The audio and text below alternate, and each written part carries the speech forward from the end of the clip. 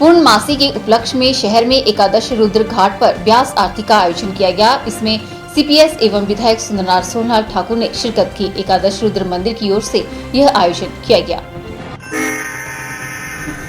सांसद रामशूर शर्मा के प्रयासों से शुरू हुई व्यास आरती का सिलसिला अब बढ़ता ही जा रहा है। अक्टूबर महीने में प्रधानमंत्री नरेंद्र मोदी के मंडी आगमन पर गंगा आरती की तर्ज पर व्यास आरती की शुरुआत की गई थी और अब इसमें लोगों की बड़ी सहभागिता देखने को मिल रही है।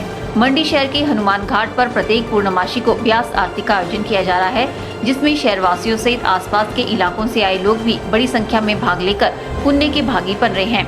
इसी कड़ी में बीती शाम को व्यास आरती उतारने के लिए सीपीएस सोनलाल ठाकुर विशेष रूप से यहां पर उपस्थित हुए। उन्होंने पूरे विधि विधान से व्यास नदी की आरती उतारी और व्यास नदी से सभी पर अपनी कृपा दृष्टि बनाए रखने का आह्वान किया। उन्होंने इस प्रकार के आयोजन के लिए आयोजकों को बधाई दी और कहा कि ऐसे आयोजनों से ही लोगों को अपनी संस्कृति का पता चल पाता है। उन्होंने कहा कि धार्मिक आयोजनों से अलौकिक शक्तियों का एहसास होता है, जिनके कारण ही संसार रूपी चक्र चल रहा है।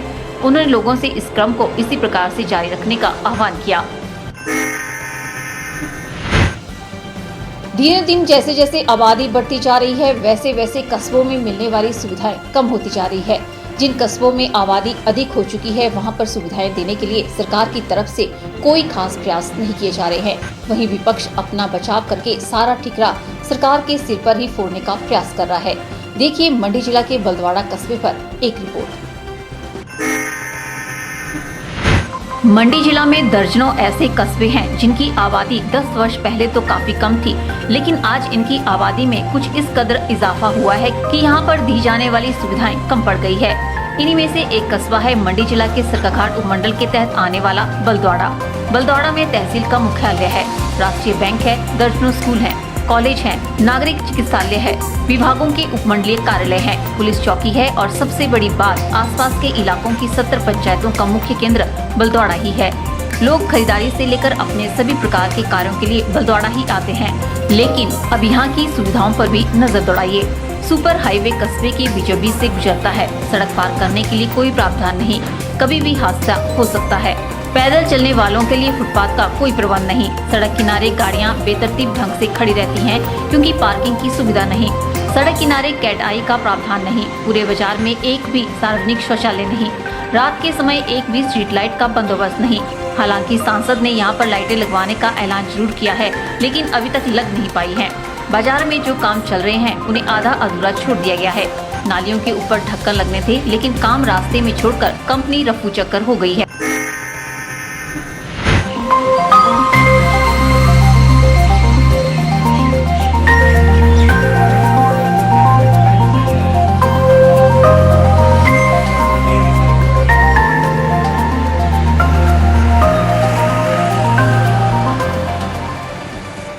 स्थानीय निवासी प्रकाश चंद्र शर्मा और ग्राम पंचायत बलद्वाड़ा के प्रधान सूरत राम ने बताया कि इन समस्याओं को लेकर उन्होंने कई बार शासन और प्रशासन को प्रस्ताव भेजे, लेकिन किसी का भी समाधान नहीं हुआ। दिनों दिन बढ़ते जा रहे बलद्वाड़ा कस्बे में पनप रही समस्याओं को लेकर हमने सरकाघाट से भाजपा विधायक कर्नल इंदर सिंह से भी बात की। जनाब ने बलद्वाड़ा कस्बे की मौजूदा हालत का सारा ठिकरा पूर्व विधायक एवं मंत्री के सिर पर फोड़ दिया। कर्नल इंदर सिंह के अनुसार वे अपने इलाके की समस्याओं को लगातार विधानसभा में उठाते हैं, लेकिन सरकार के कानों पर जूं तक नहीं रेंग रही। एक तरफ राज्य सरकार ग्रामीण इलाकों में संस्थानों को खोलने पर जोर दे रही है, तो दूसरी तरफ यहाँ के बाशिंदों को मूलभूत सुविधाएं देना भूलती जा रही है। कस्बा दिनों दिन बढ़ता जा रहा है और सुविधाएं घटती जा रही हैं। या यूं कहें कि समस्याएं अंबार बनती जा रही हैं। उम्मीद की जानी चाहिए कि सरकार ग्रामीण विकास में कोई ऐसा मास्टर प्लान तैयार करेगी जिसमें दिनों दिन विकसित हो रहे कस्बों की सुविधाओं पर पूरा ध्यान दिया जाएगा। आर्थिक तौर पर कमजोर बच्चों को एडमिशन नहीं देने वाले कॉन्वेंट स्कूलों पर शिकंजा कसने वाला है। नए शैक्षणिक सत्र में निजी स्कूलों को दाखिला लेने वाले बच्चों का पूरा ब्यौरा उच्च शिक्षा निदेशालय को देना होगा। आरटीआई एक्ट का सख्ती से पालन करने को शिक्षा निदेशालय ने कमर कस ली है। प्रदेश के सभी जिला उप निदेशकों को निजी स्कूलों का विजिट करने के आदेश दिए हैं। राज्य के निजी स्कूलों की हर कक्षा में 25% सीटें गरीब बच्चों के लिए आरक्षित की गई हैं। सरकार ने इसकी गाइडलाइंस की अधिसूचना भी जारी की है। नए शैक्षणिक सत्र से निजी स्कूलों में गरीब बच्चों के प्रवेश को सुनिश्चित करने के लिए निदेशालय सक्रिय हो गया है। हिमाचल सरकार ने ITA के तहत गाइडलाइंस अपनाने को मंजूरी दी है। यह व्यवस्था सरकार से किसी भी प्रकार की मदद नहीं लेने वाले निजी स्कूलों पर लागू होगी। ऐसे में हजारों निजी स्कूलों के लिए कुल दाखिल बच्चों में से समाज के कमजोर वर्गों के लिए 25% दाखिला देना जरूरी हो गया है। यह दाखिला BPL परिवारों से संबंधित या विकलांगता से युक्त बच्चों को देना होगा। SC/ST परिवारों के बच्चों को भी प्राथमिकता देनी होगी। बता दें कि कोटे की सीटों के लिए आवेदन करने वाले बच्चों की संख्या यदि तय सीटों से अधिक बढ़ जाती है तो सीटों का बंटवारा ड्रॉ से होगा। अभिभावकों, SMC और शिक्षा विभाग के प्रतिनिधि की मौजूदगी में ड्रॉ होगा। अगर सीटें कम पड़ जाती है तो अन्य श्रेणियों के बच्चों को मौका दिया जाएगा। जो निजी स्कूल प्रदेश सरकार या स्थानीय प्रशासन की ग्रांट के सहयोग के बिना चल रहे हैं, ऐसे स्कूलों को हर छात्र को मुफ्त में पढ़ाने की फीस राज्य सरकार लौटाएगी। प्रारंभिक शिक्षा के उपनिदेशक अपने अपने जिलों में इस राशि का भुगतान निजी स्कूलों को करेंगे। निशुल्क सीट के लिए आवेदन करने वाले अभिभावकों से निजी स्कूल किसी भी तरह का पंजीकरण शुल्क और प्रोस्पेक्टस शुल्क नहीं ले सकेंगे। स्कूलों को प्रवेश फॉर्म निशुल्क उपलब्ध करवाना होगा। निजी स्कूलों में तभी 25% गरीब बच्चों को सीटें उपलब्ध करवाई जाएंगी अगर साथ लगते सरकारी स्कूल में बच्चों की संख्या 25 से अधिक होगी। हिमाचल के हर व्यक्ति को स्वास्थ्य बीमा देने के लिए मुख्यमंत्री वीरभद्र सिंह की ओर से पिछले बजट सत्र में घोषित Himachal Pradesh universal health protection scheme को 17 फरवरी की कैबिनेट बैठक में मंजूरी मिल सकती है। मुख्यमंत्री की इस महत्वाकांक्षी योजना को लागू करने के लिए स्वास्थ्य महकमे ने वित्त विभाग के अधिकारियों के साथ योजना के कंपोनेंट पर चर्चा कर उसे अंतिम रूप दे दिया है।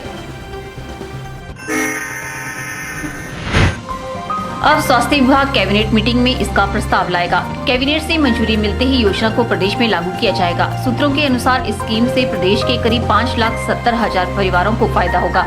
ये वे लोग होंगे जो राष्ट्रीय स्वास्थ्य बीमा योजना, मुख्यमंत्री स्वास्थ्य सेवा योजना अथवा अन्य चिकित्सा प्रतिपूर्ति योजना के दायरे में नहीं आते। प्रदेश में अभी तक लोगों को राष्ट्रीय स्वास्थ्य बीमा योजना, मुख्यमंत्री राज्य स्वास्थ्य सेवा योजना जैसी सेवाओं के जरिए निशुल्क चिकित्सकीय लाभ दिलाया जाता था। इनमें अलग अलग वर्ग और श्रेणी के लोगों को रखा जाता था। ऐसे में सामान्य और लोअर मिडिल क्लास के लोग वंचित रह जाते थे।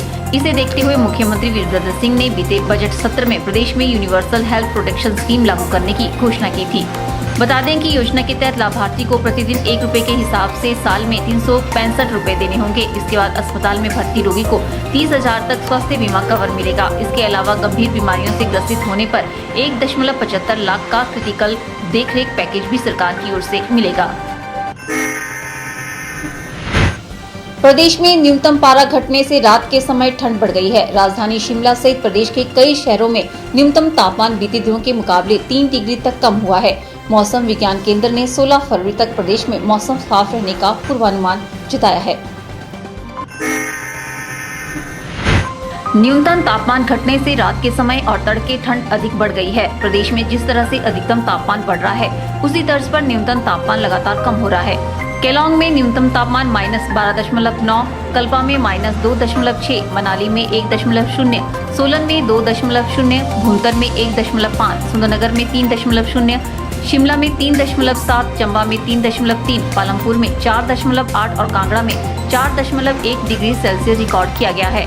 मौसम विज्ञान केंद्र शिमला के मुताबिक आगामी 2 दिनों के दौरान इसी तरह से न्यूनतम तापमान में गिरावट आएगी। 13 फरवरी के बाद न्यूनतम पारा बढ़ जाएगा। वहीं ऊना में प्रदेश में सबसे ज्यादा अधिकतम तापमान रिकॉर्ड किया गया है। ऊना में तापमान 24.4 दर्ज किया गया है। शिमला में अधिकतम तापमान 15.3, धर्मशाला में 16.8, नाहन में 16.7, सोलन में 19.5, सुंदरनगर में 22.0। वहीं शनिवार को ऊना में प्रदेश में सबसे ज्यादा अधिकतम तापमान रिकॉर्ड किया गया है। ऊना में तापमान 24.4 दर्ज किया गया। शिमला में अधिकतम तापमान 15.3, धर्मशाला में 16.8, नाहन में 16.7, सोलन में 19.5, सुंदरनगर में 22.0, भुंतर में 21.0 और कल्पा में 4.0 डिग्री सेल्सियस रिकॉर्ड किया गया है। मौसम विज्ञान केंद्र ने 16 फरवरी तक प्रदेश में मौसम साफ रहने का पूर्वानुमान जताया है।